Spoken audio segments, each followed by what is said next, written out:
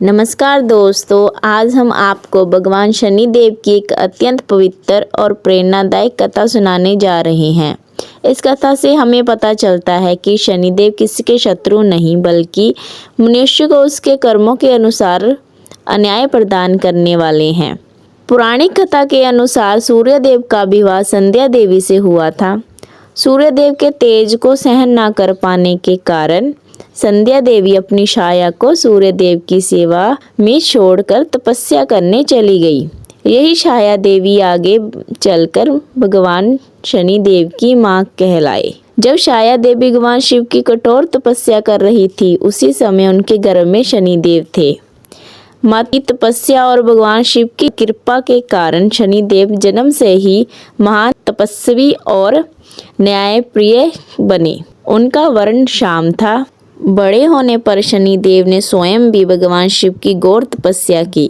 उसकी भक्ति से प्रसन्न होकर भगवान शिव ने उन्हें नवग्रहों में महत्वपूर्ण स्थान दिया और कहा, हे शनि, आज से तुम संसार के कर्मफल दाता कहलाओगे।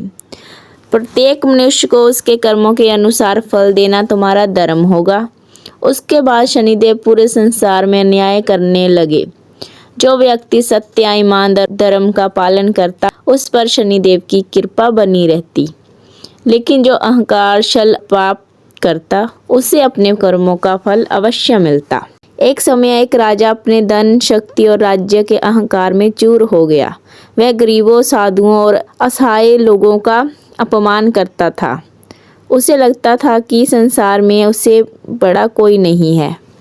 यह देखकर शनिदेव ने सोचा कि अब समय आ गया है कि राजा को उसके कर्मों का फल मिले। शनिदेव की दशा प्रारंभ हो गई। होते ही राजा का भाग्य बदल गया। उसका धन समाप्त हो गया, सेना बिखर गई, राज्य हाथ से निकल गया और मित्रों ने भी साथ छोड़ दिया। राजा दर दर भटकने लगा। कई दिनों तक भूखा प्यासा रहने के बाद वह एक संत के आश्रम पहुंचा। संत ने उसे भोजन कराया और उसके दुख का कारण पूछा। राजा ने रोते हुए अपनी पूरी कहानी सुनाई। तब संत ने कहा, राजन, ये सब शनिदेव का न्याय नहीं बल्कि तुम्हारे कर्मों का फल है। यदि तुम सच्चे मन से पश्चाताप करो, गरीबों की सेवा करो, सत्य का पालन करो और भगवान का स्मरण करो, तो शनिदेव अवश्य प्रसन्न होंगे। राजा ने संत की बात मान ली। उसने अहंकार त्याग दिया, दीन दुखियों का सहायता की, दान पुण्य किया, मेहनत और ईमानदारी का मार्ग अपनाया। वह प्रतिदिन भगवान शिव और शनिदेव की आराधना करने लगा। कुछ समय बाद शनिदेव उसके सामने प्रकट हुए।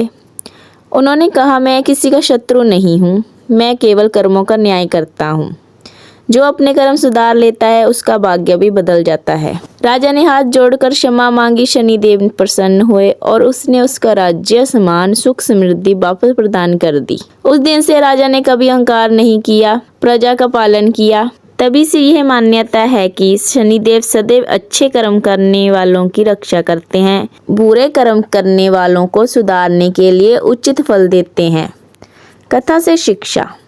शनिदेव से डरना नहीं चाहिए बल्कि अपने कर्मों को सुधारना चाहिए। सत्य, परिश्रम, ईमानदारी, सेवा और भगवान की भक्ति करने वाला व्यक्ति शनिदेव की कृपा अवश्य प्राप्त करता है। अगर आपको कथा पसंद आई है तो वीडियो को लाइक करें। अगर ऐसी ही कथाएं और देखना चाहते हैं तो मेरे चैनल को सब्सक्राइब कर लीजिए। धन्यवाद।